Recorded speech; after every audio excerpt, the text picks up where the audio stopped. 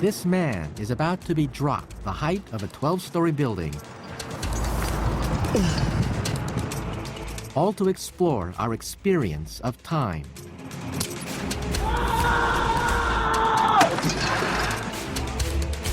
Time drives every second of our lives in ways we can scarcely imagine. But what is time? This is the quest to understand time and our place within it. It's a journey that starts with cutting-edge discoveries into what makes us tick, and ends with the mind-boggling implications of cosmological time.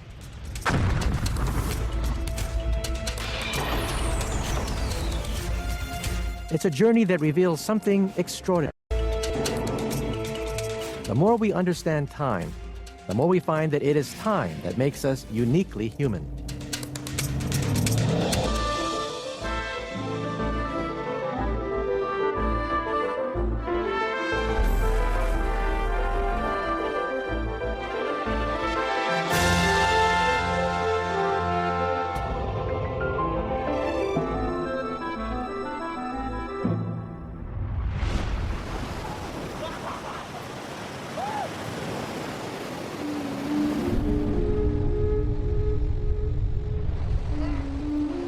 Time is the greatest force in our lives.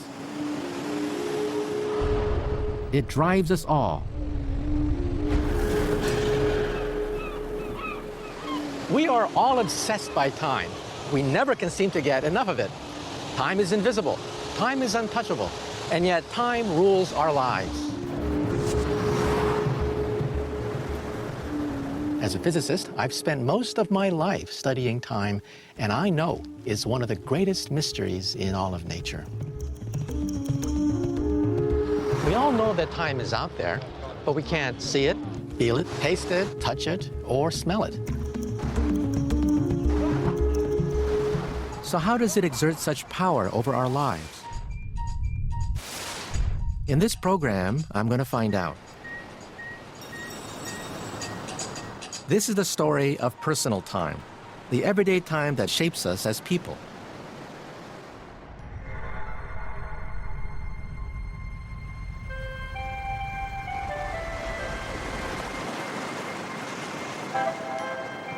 It's midnight on Newport Beach, just outside Los Angeles. I've come here to experience a remarkable feat of timing.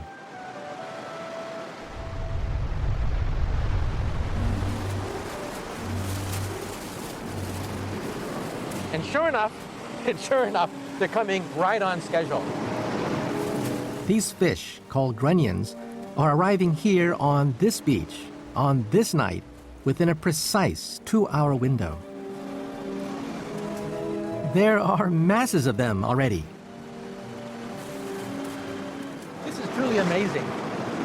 I've never quite seen anything like this in my life before. Hundreds of them on this beach. This is remarkable. Within minutes, the hundreds have turned into thousands, all arriving right on cue. Somehow, without a compass, without a GPS system, without a wristwatch, without a calculator, they're able to navigate the Pacific Ocean. They know to come right here to Newport Beach, right on time, and it's almost like clockwork. And the reason they've come here is to mate. They have just 2 hours to carry on the species. This is really an exquisite sense of timing that they have, and they get it right every single time. Time is a force of nature that these creatures have to obey, and if they don't obey, then they simply don't reproduce at all. So time is more than simply an abstract concept. To them, time is life and death. If they get their timing wrong, then they simply vanish as a species. The grunions achieve their remarkable timing by following cues from the moon and the tides.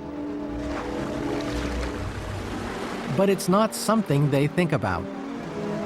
Their timing, however precise, is purely an instinct.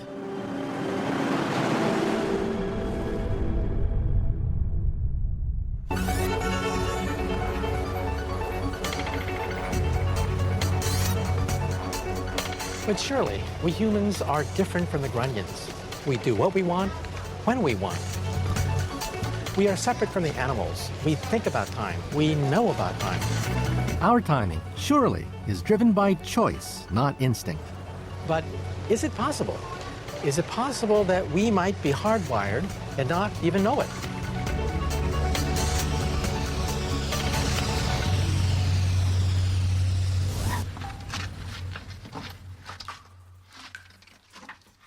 In 1962, one man decided to find out if we were unknowingly controlled by time.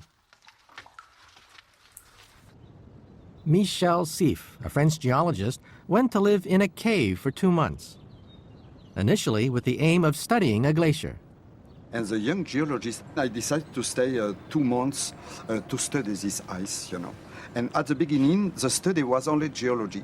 And then I have the idea of my life. I decided not to take a watch in the cave. I decided to live without any time cues.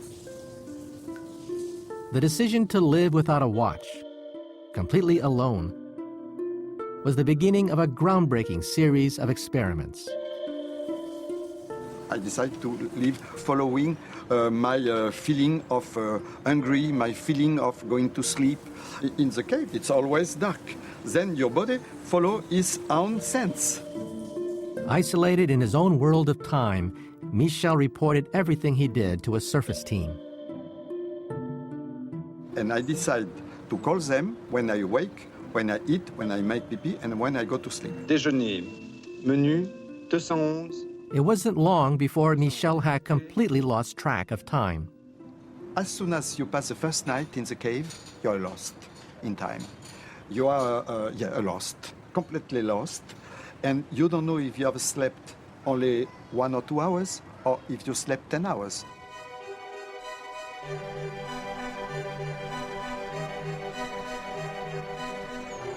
Despite the fact that Michel had lost track of time in his mind, the data on the surface began to reveal a pattern. Even after months of isolation, his body continued to follow a roughly 24-hour cycle of sleeping and waking. Astonishingly, something was controlling his timing from within. The main result of the experiment was that human has a body clock, independently, completely independent from the Earth's cycle. Michel Kaku's experiment had proven, for the first time, that it isn't only animals who are slaves to their body clock. For us, too, time is an inbuilt, biological mechanism controlling our behavior.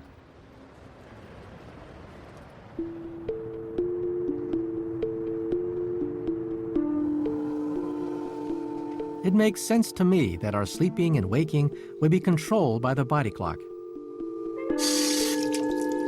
But since Kaku's experiment, scientists are discovering that time plays a much bigger part than we'd ever realized.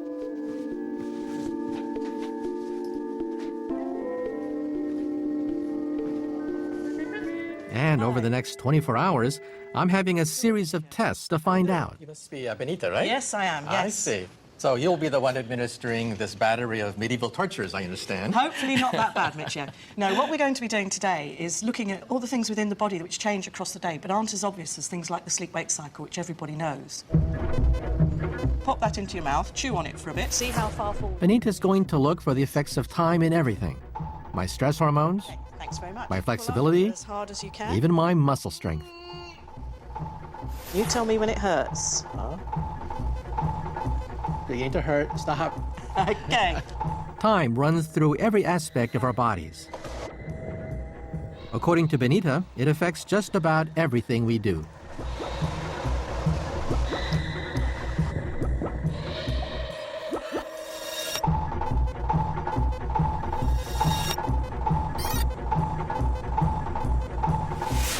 Michio. Oh, there's no escaping. No. Okay. Throughout the day, my physical performance seems to be changing dramatically. Ladies and gentlemen, we are now in our descent and will shortly be landing. I knew that somebody knew something about the fourth dimension. that somebody knew something about. I'm terribly sorry. Oh. Can we interrupt you? Oh, Can we okay. just do one of these tests for me again, please? Sorry about that. Even the chemicals in my saliva are subject to time's influence. Thanks very much. Thank you. Okay, my pleasure. Somebody knew something about space warp.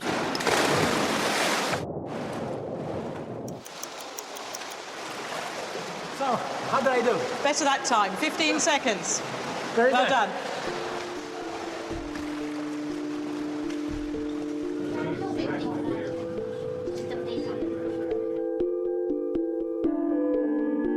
So at last, 24 hours after the test began, I'm going to find out just what was going on. Oh, hello, Michio. Hi. Nice to see you again. Right, hi. So shall we have a look at some of the results Yes, I'm we got dying the to other find day? out what happened Right. after being put through the ringer. Well, that's right. So we'll start off with the saliva samples that we took. You remember that was to look at cortisol? How can I forget? Yes, which is a hormone related to stress, and it has a daily rhythm. Now look at that. I would have thought it would be at the bottom. You know, you're rested in the morning, you're groggy. I would have thought that you're unstressed. Yes, maybe your stress levels aren't high, but the levels of cortisol are high, so that when you get up in the morning, you should be wide awake and able to go and do things. See. So this is basically our evolutionary cup of coffee then, right? Yes, that's right, yes. This is what gets us going in the morning. Yes, it helps. I see. It helps indeed. Dramatic. So It turns out that almost all our body processes follow predictable cycles. I mean, you've got a very... They are controlled by time. So tell me now, how did I do on the pain test? You can see a difference between the morning and the afternoon. Yeah, quite dramatic. Look at that. Yeah. Why is it that the pain threshold changed in my body during the day? It's quite dramatic. Yes, it is, and it's because the nerves are less sensitive later on in the day, so that it takes more to excite them to send the message to the brain to say, ouch. Well, if we get the strength up, you can see here what we were actually measuring. Because And it all was these standing different on processes are governed by one master clock, back muscles. a central timer that orchestrates every bit of our biology. Pulling was it was using your leg muscles and your back muscles. So all of these parameters that we've measured today, the rhythms are all controlled from one small group of cells which make up something called the suprachiasmatic nucleus, which is buried right in the middle of the brain. And this is where the master clock is, deep within our brains. A cluster of only 20,000 cells, no bigger than a pea. An organ of time that synchronizes every process in the body.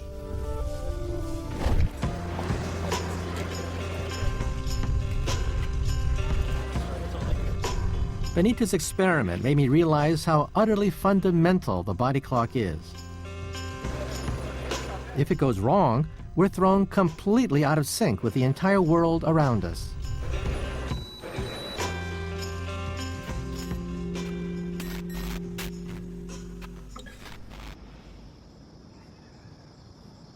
In the middle of the night, at 3 a.m., when most people are sleeping soundly, two inhabitants of Liberty, North Carolina are starting their day.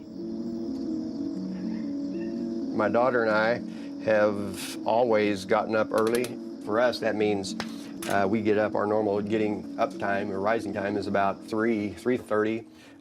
The oddity about it is that for us, sometimes it doesn't even matter how late we've been up the night before. We will still get up at that same time. Clay McQuarrie and his daughter Bethany wake up at this time, day in, day out. But they didn't choose this lifestyle. They have an incredibly rare disease that forces them to run on a different schedule, in the lonely hours of the morning. Employees are out there watching. Like this all year round. Oh, yeah. Get some of those fries out of the frozen section. I'm able to get a lot done before I even go to work and before really most people's day starts. So I'll go to the store and get groceries, 5:30 in the morning sometimes, just to beat the crowd.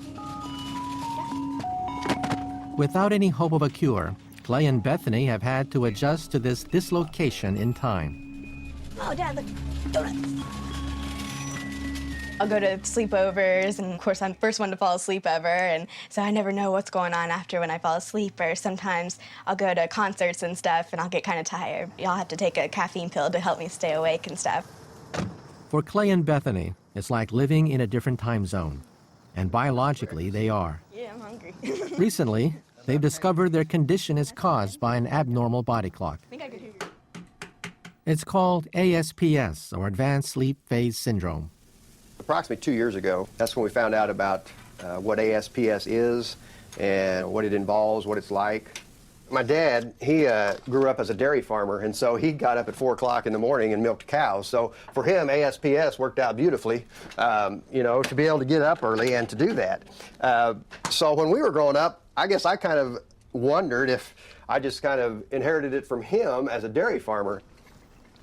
Unfortunately, you know, we didn't get past the first formation. You know, he had to kind of stand there. I think Bethany and I are very close. I think because we've had those early mornings together all of her life, that I would think I have a closer relationship than I would think some fathers, because they haven't been able to have that time together. Like Mr. Owen says, it's a great day to be a marching blue jay. But ASPS doesn't affect the whole family. Talk to us after the game. Clay and Bethany have it, but Clay's wife Janelle and their son Casey don't. And this means that their family is divided in time. There's been times when I wished, you know, we would kind of function the same as other families. It does make it hard when you're wanting to be together, and if we want to do something in the evening. So I think we intentionally plan to do things mid-morning. We go to matinees for movies instead of going to the evening movies. But we just don't schedule a lot in the evening. Only a handful of families in the world are known to have ASPS. And their DNA is helping scientists to unpick the very basis of our body clock.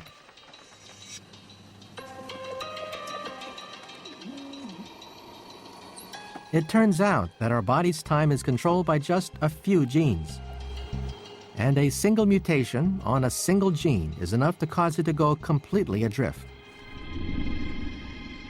Studying these genes has revealed something quite extraordinary.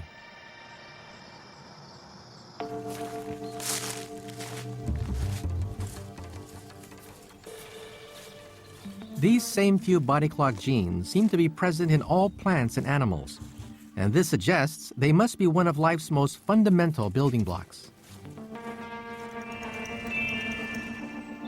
For me, I find it absolutely astounding that the biological clocks ticking away in my body are about the same as those of the grunion.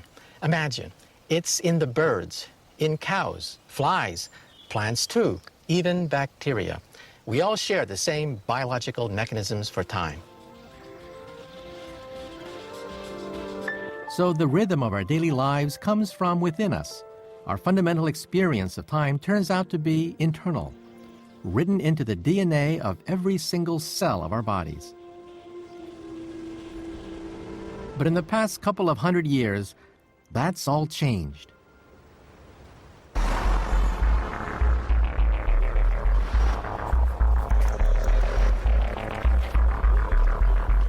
The rule of nature has been replaced by the rule of machines. Industry, global travel, and electric lights have created a brave new world in which we control the length of our days. We're no longer at the whim of nature. Technology has allowed us to create our own time, but at a faster pace. Time for us has become an external pressure, a force created by the demand for speed and punctuality, all marked by the mechanical ticking of the clock.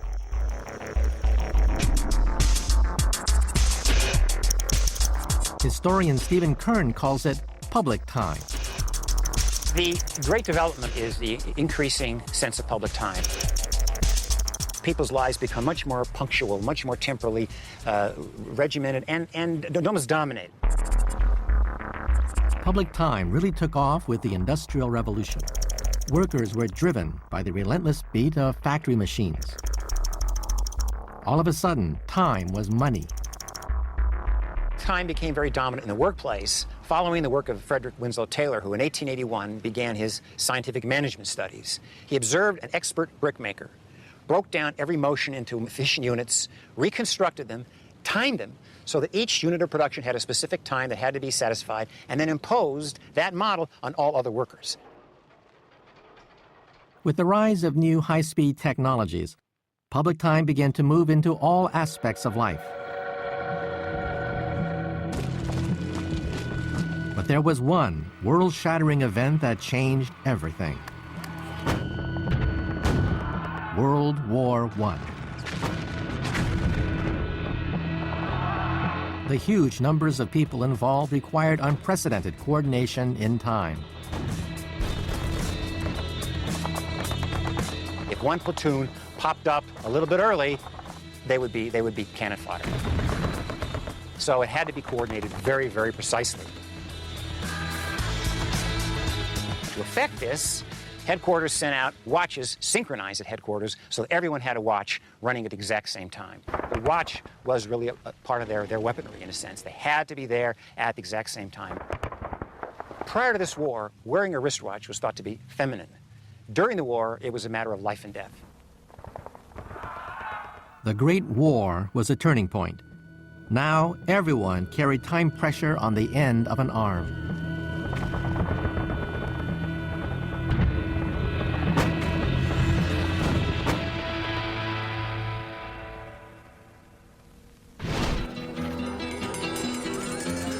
Today, clocks are everywhere.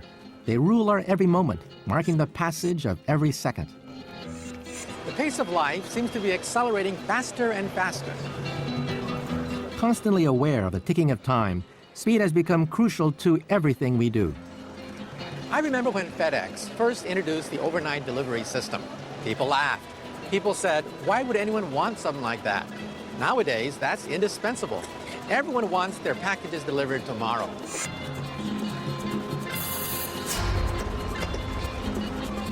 So I would imagine that our pace of living today would be absolutely terrifying to someone just 100 years ago.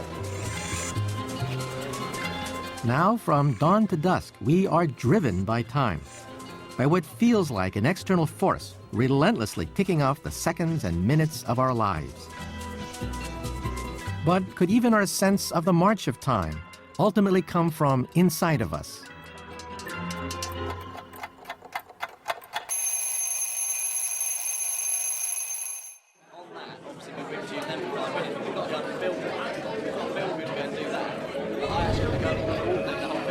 Our ability to sense time passing is extraordinary. Oh my God, look, you've got the jacket on, and everyone, oh, come on, put it up, come on, put it up, put it up. Immediately intimidating, that's amazing. I would be hiding my iPod earphones immediately. It's so subtle that we usually don't even notice it, but we're constantly timing things. The wait at traffic lights, the boiling of the kettle, even the pause before a punchline. Hello. You probably guessed from my accent, I'm a lesbian. I say, what is the secret of good comedy? I don't know. What is the secret? Timing. We always say that we've got 3 chances, time a joke right. Brian Luff runs classes in comic timing. I think it's incredibly precise. I think you could probably measure it in nanoseconds. I mean, I know that sounds over-scientific, but I think the difference between getting a joke right and getting it wrong is minuscule. Brian's approach is exacting. Time versus funny. There's funny, there's time. Now, what we're looking for in, say, a 3-minute sketch is for the funny to escalate at exactly the right speed.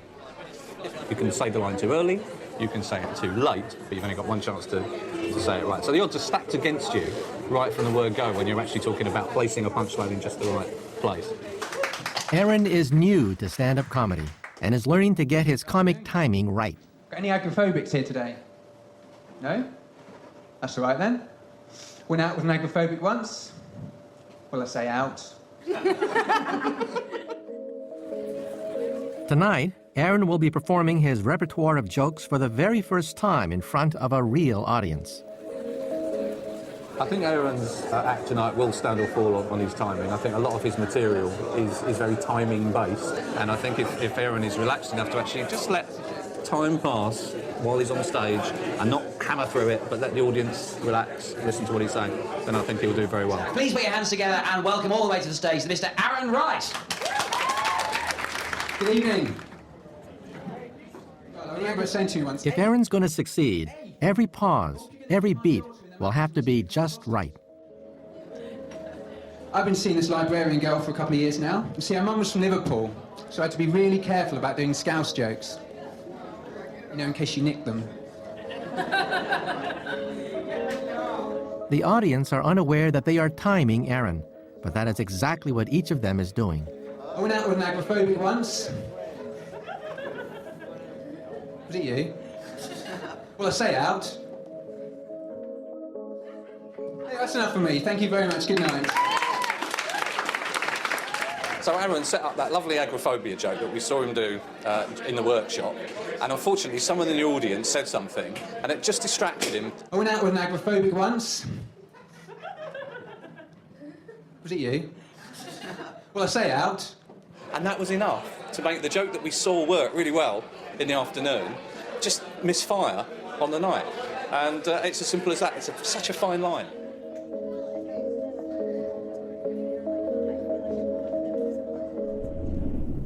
It seems we all have a sense of time passing, and how much. Even in a completely empty environment, in the absence of any information. We still have this ability. It's like a sixth sense. So there's something going on inside of us, something in our mind that allows us to judge the amount of time passing. And scientists have asked the question, how do we do this?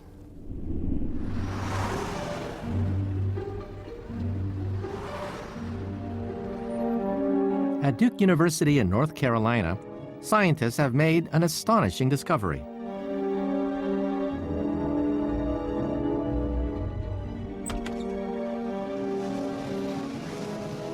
Welcome. I'm going to take part in an experiment to reveal just how we sense time passing. It's all down to something Warren Mech calls the stopwatch. So you believe that there's a stopwatch in my brain that's sort of ticking away, right? I mean, how can that be? Well, the idea is that there's a brain circuit in there that's very selective for keeping track of time, and that when we put you in the scanner, we can actually see that circuit at work. It's going to light up in some sense? Your machine's going to be able to look right in and see certain centers of the brain lighting up? Well, if we can get you to focus on just the duration of the events in there, that'll put a spotlight on this stopwatch. And so you're right, we're going to be able to activate it and just look right into the brain.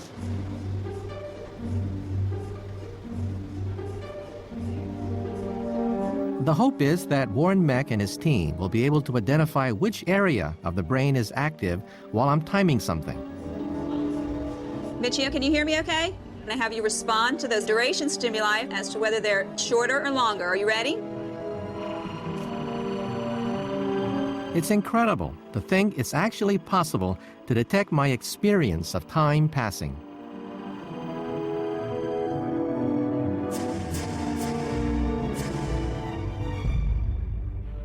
Anita, just send it over. Let's take a look. Oh, look at that. Oh, wow, that's my brain.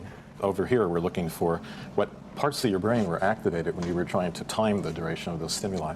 Warren, look at this. This is by far the brightest part of the timing part of the brain. What's happening there? Well, this is the front part of your brain where the critical part of the stopwatch is. It's astonishing. I'm looking at the very cells which sense time passing, seeing them in action. So this is what's beating then, right? There's a stopwatch is right there. Right.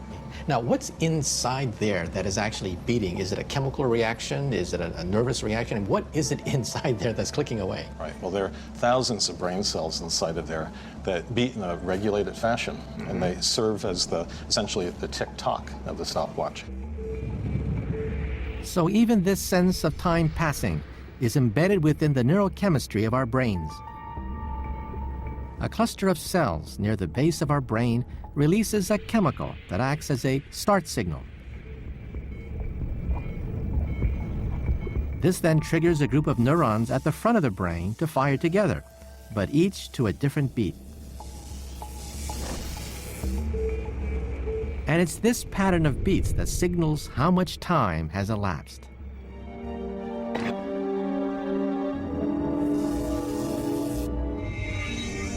This process is happening constantly, without us even knowing it. We're continually timing the world around us. So if Warren is right, it means that he's been able to isolate the circuits that allow us to judge the passing of time. The organ, so to speak, that allows us to measure the beat of time itself.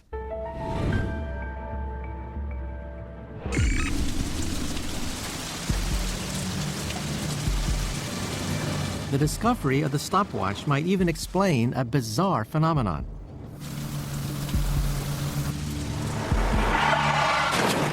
In life-threatening situations, people say that time slows down, so much that they could see every tiny detail.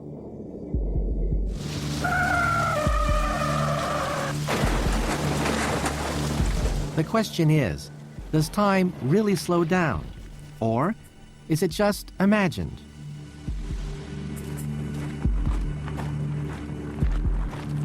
We're going to find out. Psychologist Dr. David Eagleman is about to conduct the first ever scientific experiment to explore whether time really does slow down in a near-death situation.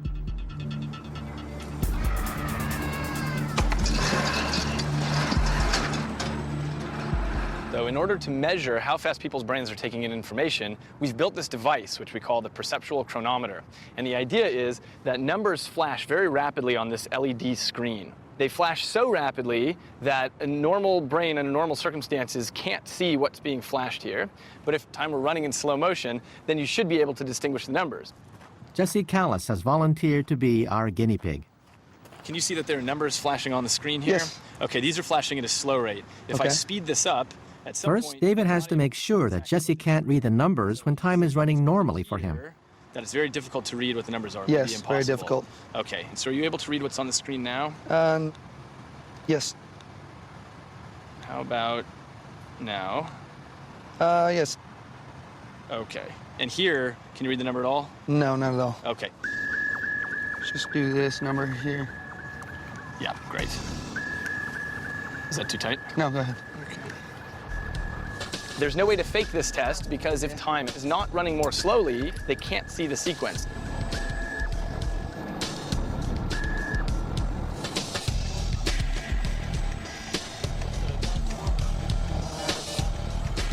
Nervous. It's a long way down. It's almost done. Too scared.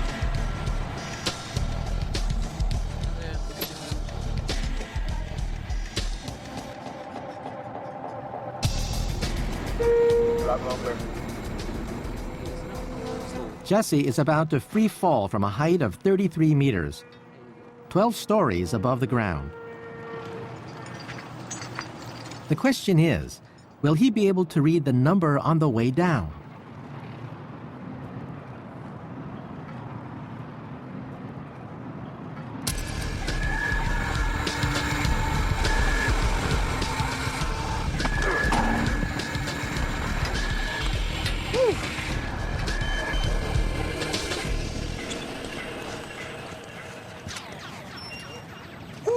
It's great.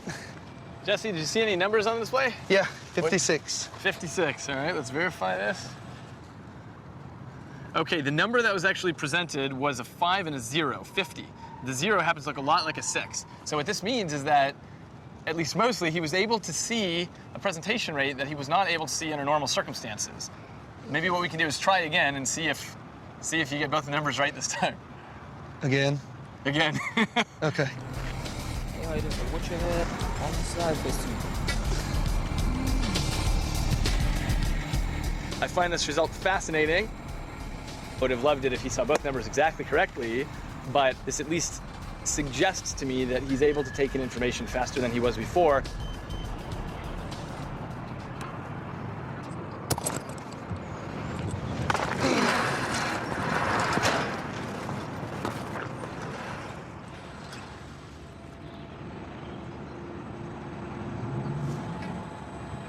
It's 96.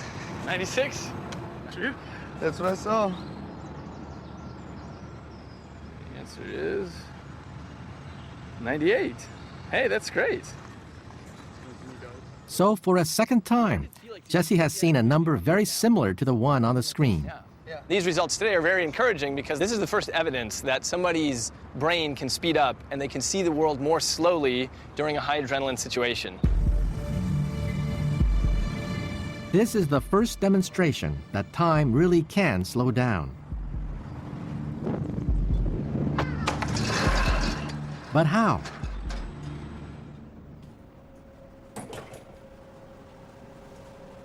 Back Back at Duke University, Warren Meck is exploring this remarkable phenomenon by giving mind-altering drugs to rats. We're particularly interested in drugs like cocaine and marijuana because we believe they can distort time perception by compressing time or lengthening time.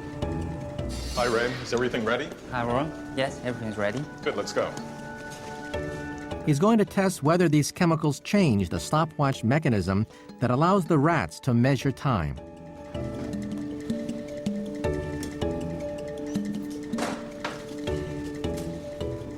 So the rats have had their drugs for about 20 minutes now. As you can see, the marijuana rat is mellowed out. The cocaine rat's gotten quite mad and is trying to escape out of this cage here. And the saline rat is just acting normally. The plan is to give the animals a timing task. The rats have previously been trained to measure time precisely. If the rat presses a lever after 12 seconds, he gets the reward of a food pellet. But if he's too early or too late, he gets nothing. The rat, given saline only, does this task perfectly and presses the lever after 12 seconds, the correct time.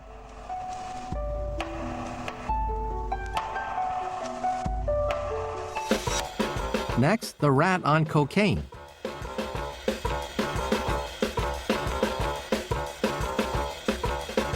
For this rat, time seems to zip by. It presses the lever after only 8 seconds.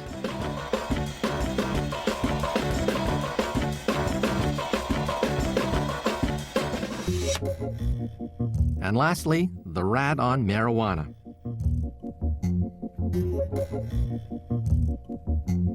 Here, time seems to have ground to a halt.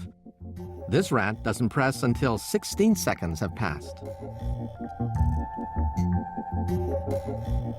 So overall, we're seeing a modulation of the stopwatch, where we can speed up the stopwatch and slow down the stopwatch, or we can maintain normal speed under control conditions.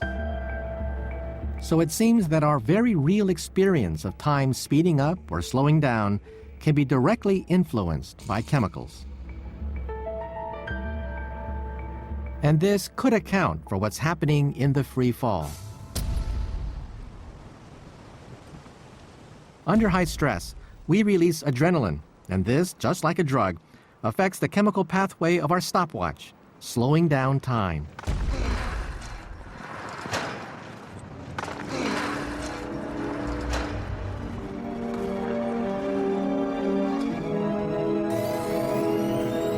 It seems that even our sense of time passing, something that seems so much a part of the outside world, is an internal process, a fundamental part of our psychology.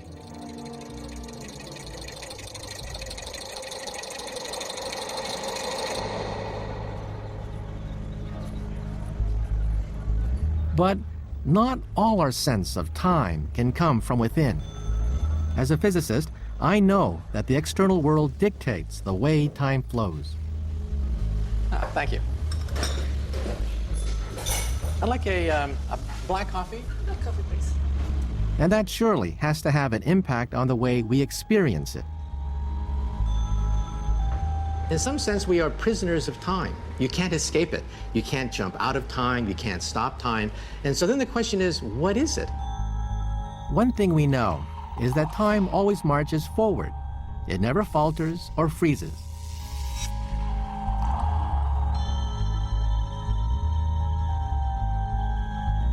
These rules seem obvious, but in fact, it isn't immediately clear how or why they come about. Well, when I was learning physics for the first time, I had the shock of my life when I suddenly realized that the laws of physics do allow you to go backwards in time. There's nothing in the laws of physics that says that time has to go forward. And so then the question is, why does time run forward and not backward?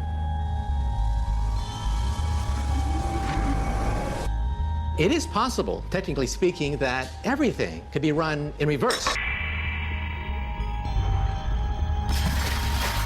The reason we don't see time reverse in real life isn't because it's impossible, only very, very improbable.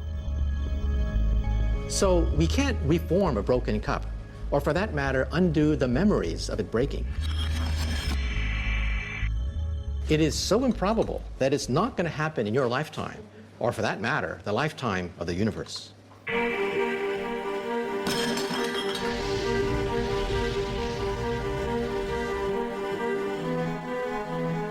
There's a remarkable consequence to this. The past is always fixed in our memories, and the future is yet to come.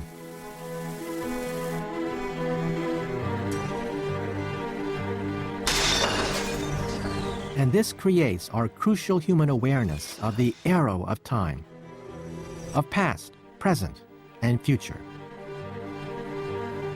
This understanding has long been regarded as uniquely human. But recently, that's been thrown into question. Meet King, the gorilla. Here at Monkey Jungle in Miami, an experiment is underway to find out if King has any understanding of past, present, and future. There is a notion that animals are stuck in the present and cannot think to the past or anticipate the future. The most recent research that we've been doing is investigating King's memory for specific events in the past. So we're trying to see what King can recall from his past experiences. In one experiment, he witnesses an incident outside his cage. Good morning. How are you doing? King's doing good. He's had a great morning. He's been out exercising outside. Look at him over. He looks really good today. Yes, it's very hot. My phone. His keepers want to see if he can remember who was involved. A few hours later, he's shown a gorilla version of an identity parade. King has already been trained on this task, but will he remember which of these people he saw? King, They have high hopes. can you tell me who took your phone? Oh my goodness, Heather took your King phone. chooses Heather, the real culprit. It seems he has remembered what happened, Thank you. until he suddenly seems to think that everybody was involved. The results are equivocal, but his researchers aren't put off. In my opinion, I believe that great apes do have memory, and I believe that we will eventually be able to demonstrate this. But even if they succeed, no one doubts that the most impressive performers of the animal world fall far short of our human awareness of time.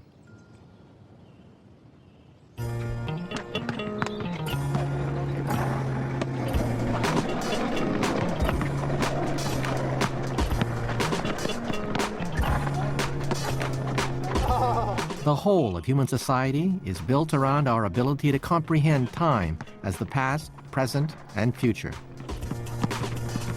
Everything we do, every action, requires that we understand what's just happened and anticipate what will happen next. This understanding is one of the greatest of our human abilities, and we use it continually. I constantly think of the past and the future, but I know that I live in just one time, and that is the present. But the question is, how long does the present last? Perhaps no more than just a fraction of a second. In our mental understanding of the present, perhaps it lasts just long enough for us to hold on to and join our thoughts. But imagine that was all you had, just the sliver of time that is the present, without any memories of the past, nor expectations of the future. What would it mean to have no place in time?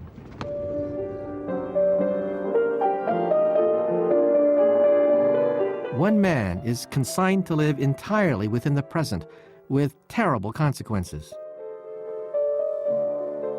Clive Waring has the worst case of amnesia ever known. 20 years ago, he lost his memory, and now his wife, Deborah, is the only person he recognizes.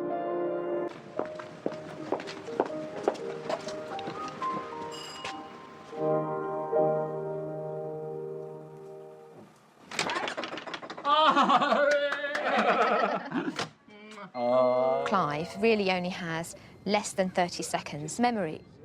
And sometimes it's as little as perhaps 7 seconds. It's as little as a sentence. I'm going to see your sister, Adele. Her daughter's got married recently I see. in New Zealand. Ah. And so they're having a party. Funny how the ladies acquire a different title when they get married. Do you know who I'm going to see tomorrow?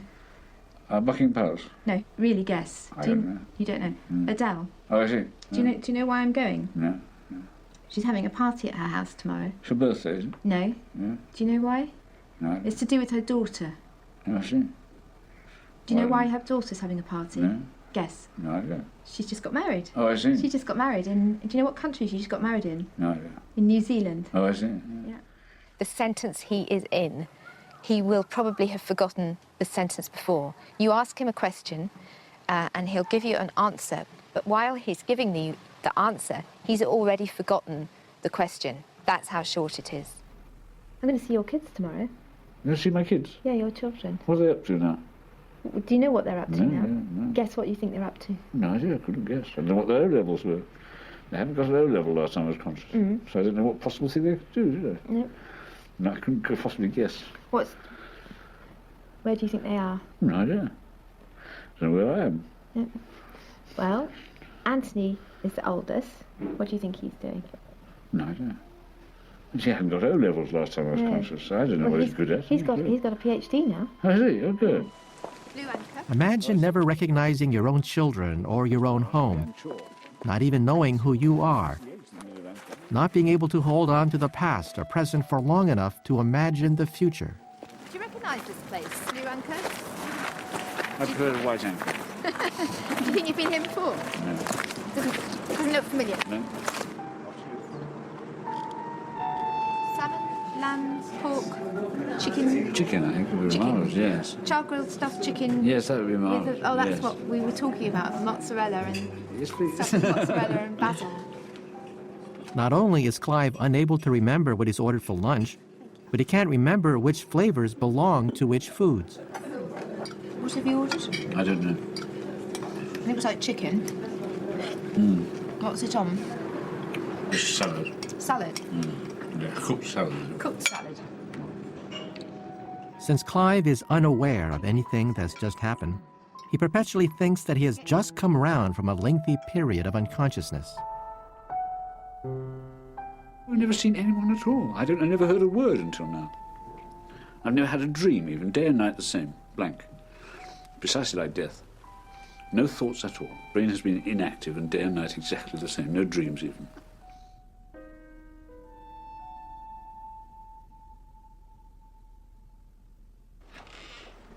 Every time he sees Deborah, he believes it's the first time in years. He's stranded, if you like, on this tiny scrap of time. He has no past that he knows about, and he has no specific idea of the future. All he has is void behind him. It's been like death.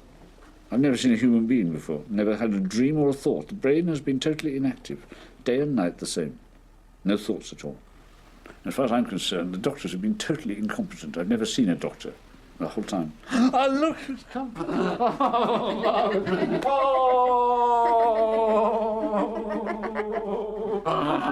Oh, you're wonderful. That was a very musical kiss. I'm dizzy. I don't know which part of the room I'm standing in. Can we dance? I think so. Right. Before his illness, Clive was a successful conductor and musicologist. And one of the few things that have survived is Clive's ability to play the piano. It has been devastatingly sad to watch how frustrating it is for Clive, who is the man I love, to suffer so horribly.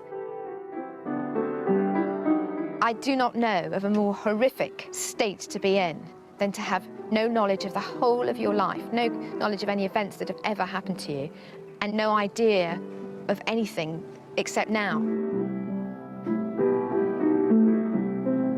Clive's tragedy is to feel such intense human emotions without ever being able to anchor them into his memory. He's a man utterly lost in time. Bravo, Tom. Very good.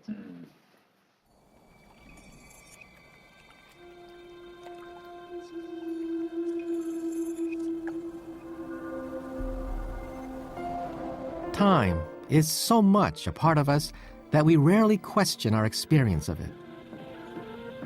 Yet it's knitted into the fabric of our being, and without it, our ability to live a normal life is destroyed.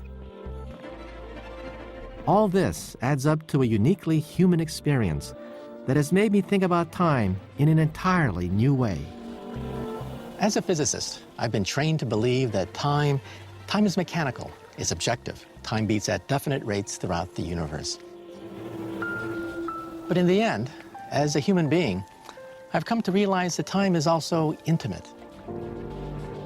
Our perception of time can change. Time can speed up. Time can slow down.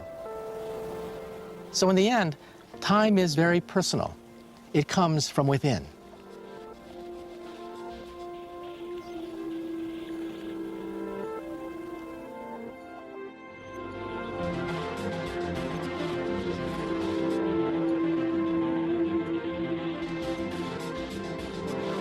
In my next slice of time, I'm going to be looking at our lifetime. How does it shape us as people? And could we ever be immortal?